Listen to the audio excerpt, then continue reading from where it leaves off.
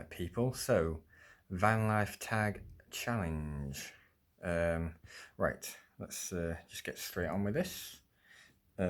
Make a model of your van. I have a 313 Mercedes Rust Bucket. Mercedes Sprinter. It's a long wheelbase. It's a 2014. It's 130 horsepower. Sorry, my tablet just turned off with the questions on. So yeah, that's the make and model of my van. Mercedes Sprinter 313, long wheelbase, 2014. Picked up from Northern Ireland. So yeah, mechanically sound. Yeah, expensive. It was an expensive van, but mechanically it's sound. So yeah, good van. Anyway, we'll get to that in question 10. How long did your van build take? That's kind of a hard question because it's been like 5 years, hasn't it? 16, 17, 18. No, wait, what? 16, 17, 18, 19, 20, 20. No, it's been 4 years. I can't do maths. It's been about 4 years and it's still ongoing. So, how long has my van build taken? 4 or 5 years? Don't know. It's still going, so I don't know. Favorite place to stay? Although I'm only a weekend warrior, as they say at the moment, I don't live in it permanently at the moment.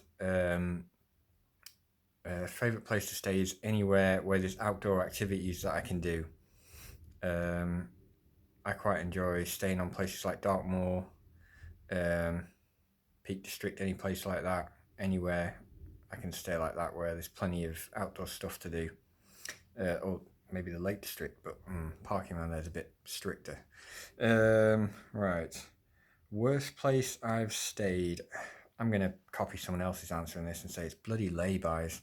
Some of them can be so noisy.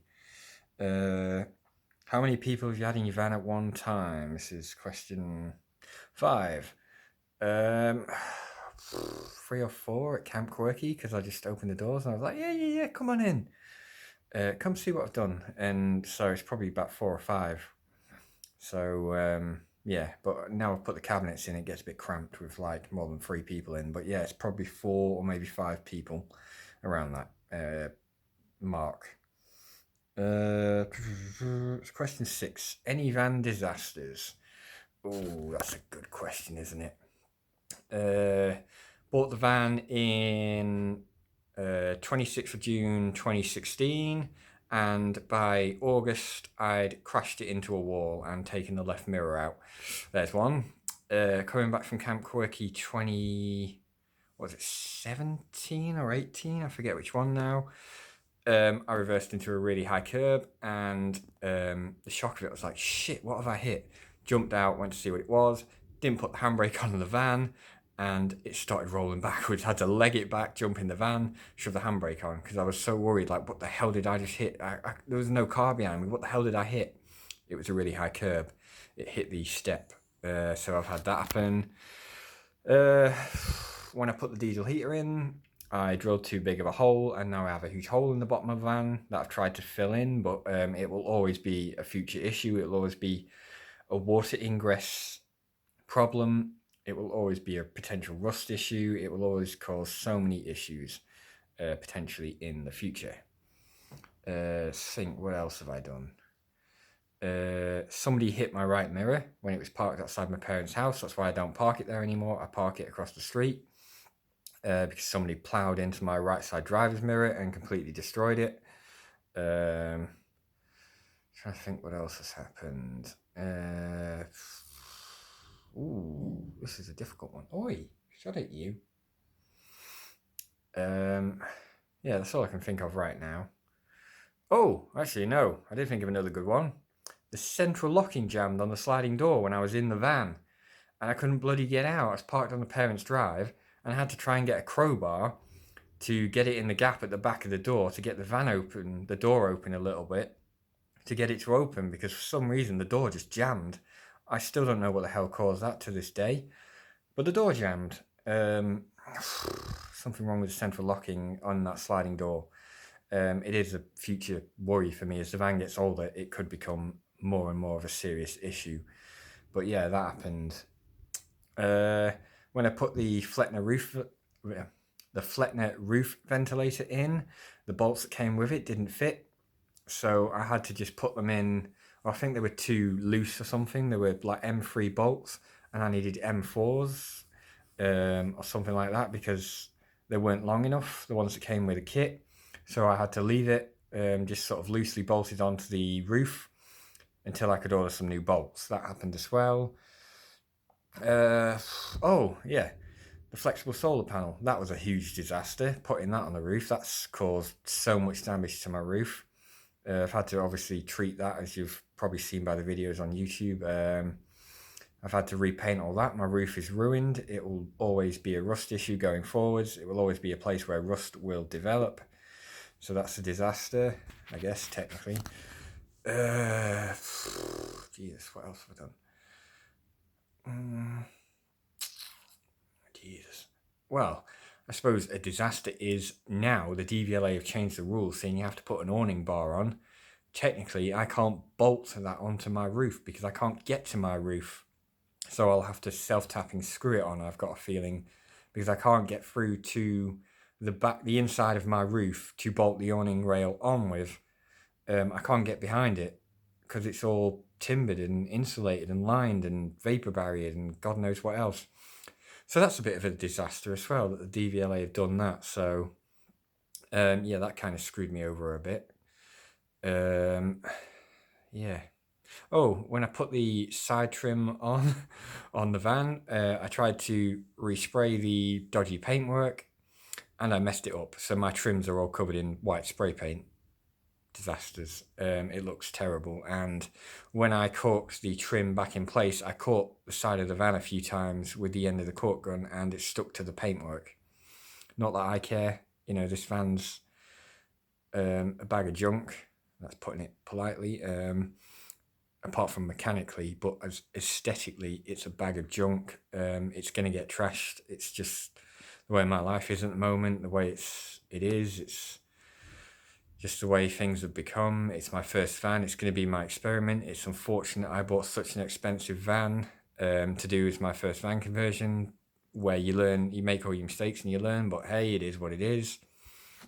So yeah, I think that's it for disasters. I think I've had quite a few of them, to be honest. Question 7. Favorite feature of my van? Oh, that's a difficult one. Because for me, I'm a tech person. I like being able to power my tech wherever I go. Oi, it's just a dog, hey? It's just another dog, Daisy. Oi, calm down. Yeah, so I like to be able to power my tech. So I'd have to say the power system. Yeah, I like having a portable power system. I like to be able to charge my gadgets everywhere I go, knowing that I've always got power. I suppose that's probably my favourite. Second to that would be the diesel heater, because it's just nice to have your van warm, to come to a nice warm van. So, least favourite part about van life? For me, I would have to say the bathroom situation, because I didn't build my van. I built my van for a different climate. I built it for a sunny climate, and obviously we're in England, so days like today when it's windy as hell and it's peeing it down, you really don't want that to be going outside to have a shower. So that's probably the worst thing about my van and the thing I don't like about van life. My favourite part about van life is your home's on wheels. Just, you can go wherever you want to go in the country, you can take everything with you, you know where everything is, you've got all the things you need, you don't have to stay in some Airbnb or hotel room going, oh, I haven't got a wine bottle opener, or oh, I haven't got a microwave, or, you know, oh, damn, I didn't bring enough food, or whatever the hell can go wrong when you stay in a hotel room or Airbnb or whatever you're doing. I like that you've got home on wheels, even if it is just a small van, even if I just bought a little video with your caddy or something. I like the idea of just having basic stuff with you, because as we move into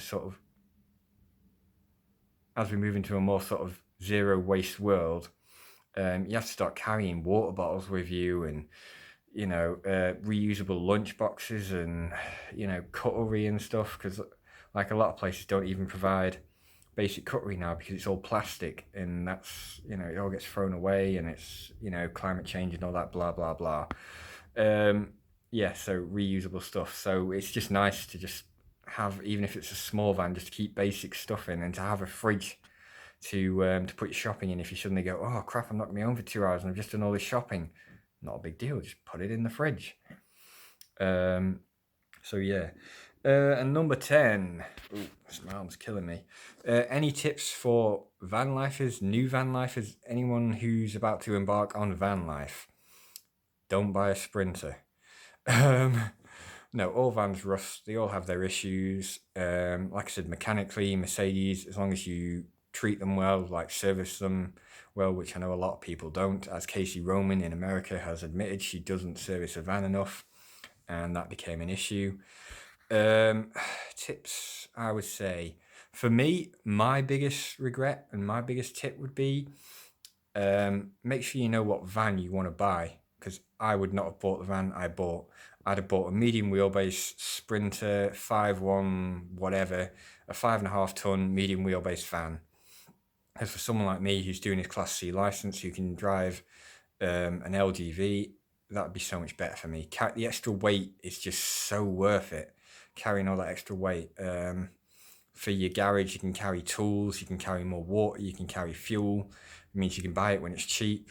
Although that will knock your miles per gallon down and stuff. It's just, you can carry so much more with you. You can have literally a mobile house on wheels, rather than it being like a caravan. You're having to build everything as light as possible.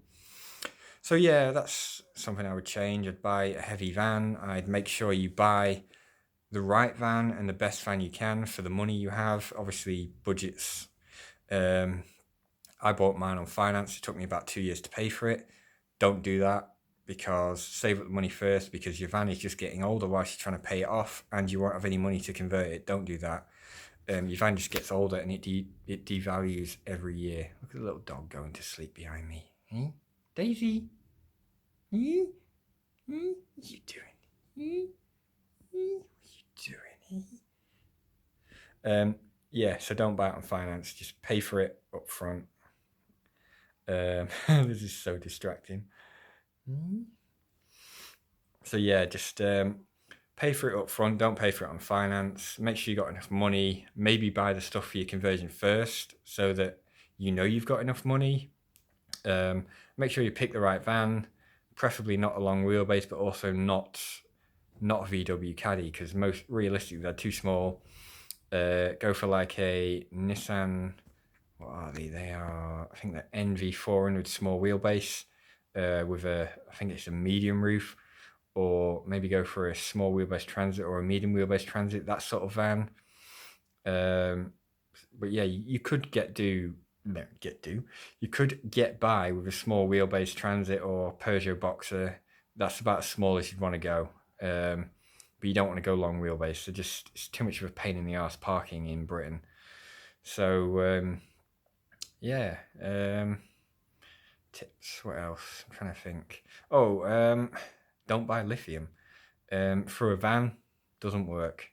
For big off-grid systems, it'll work, but nope, don't buy lithium. Buy AGM. Don't buy flooded batteries or cheap lead acids. Buy AGM. Get a battery-to-battery charger. Don't use a crappy split charge, especially if you've got a smart alternator like I have. You'll blow 2 of them up. That probably put me down 80 quid or so buying one, and then before I realised my alternator was a smart alternator. So other tips. Where are you going? Oh, she's licking herself. I'll leave it at that, I think.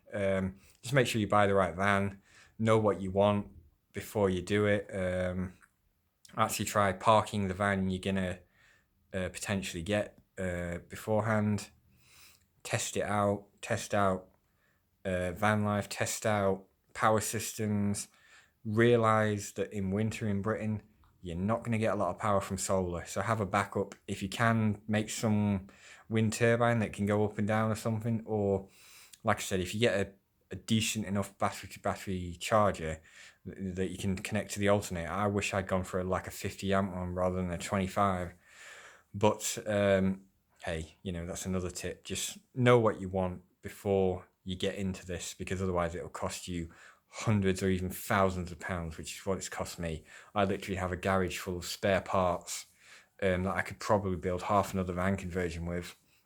That's how much spare stuff I've got. And it's why potentially I may end up converting another van. I don't know. We'll wait and see what the future holds. But so just know what you want before you get into it, because otherwise it can get very expensive very fast, and the costs do mount up massively. So just try and know what you want, buy the right vehicle, and just be practical about what you want. Or more, no, let's not word it like that. Be practical about what you need, and then think about what you want and whether if it's feasible to have what you want. Like, I wanted a shower in my van, but I don't really need one, and it adds an awful lot of weight and complexity to like the gas system and the water system. So think about wants and needs.